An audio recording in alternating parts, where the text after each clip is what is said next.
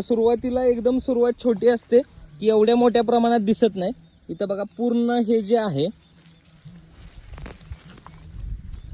याच्यावरती हा डिसीज आलेला आहे. नमस्कार शेतकरी मित्रांनो, सदर प्लॉट एकदम व्यवस्थित कंडिशन दिसते.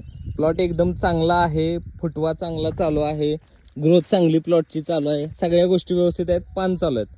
पण या प्लॉटमध्ये आपल्याला जो पायरोक्युलरिया, कोलेक्टोट्रायकम आणि फेलोस्टिका हे फंगल डिसीज आलेले आहेत, पण आपल्या ते लक्षात येत नाहीत.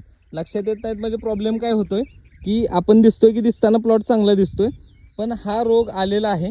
या ठिकाणी आपण बघू शकताय, आता इथं मागं त्याचा स्प्रेड झालेला आहे जास्त याच्यात. इथं अशा पद्धतीने जे दिसतंय ते हा फंगल डिसीज आहे. याच्यावरती आणि तो एकदम जास्त प्रमाणात आहे. तर जोपर्यंत ऊन व्यवस्थित प्रॉपरली येणार नाही, जोपर्यंत टेम्परेचर बिलो 20 डिग्री राहणार आहे, तोपर्यंत या रोगाचा प्रसार जास्त प्रमाणात होणार आहे. तर आपल्याला याला क्युरेटिव्ह फवारणी घेणं गरजेचं आहे, ज्याच्यामुळे आपल्या प्लॉटमध्ये याचं प्रमाण अगदी कमी राहील, प्लॉट आपला व्यवस्थित राहील. तर शेतकरी मित्रांनी, ज्या शेतकऱ्यांनी आले लागवड केलेली आहे आपल्या भागामध्ये, सातारा भागामध्ये याचा प्रादुर्भाव जास्त प्रमाणात आहे.